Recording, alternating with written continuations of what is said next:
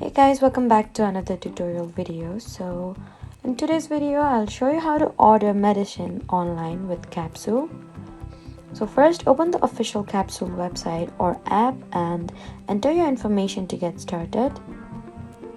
Now search for your prescription or provide the prescription details requested by Capsule. And if you already have a prescription, then follow the instructions for transferring it from your current pharmacy or have your healthcare provider send it to Capsule. Once your prescription is received and processed, review the available medication and home delivery information. Enter your delivery address and complete the checkout or payment steps if required.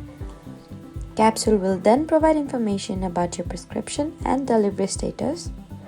You need to keep in mind that prescription availability and delivery options can depend on your location, the medication, and applicable requirements.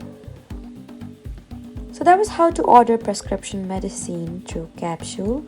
Please do not forget to like, comment, and subscribe for more helpful tutorials. Thank you for watching.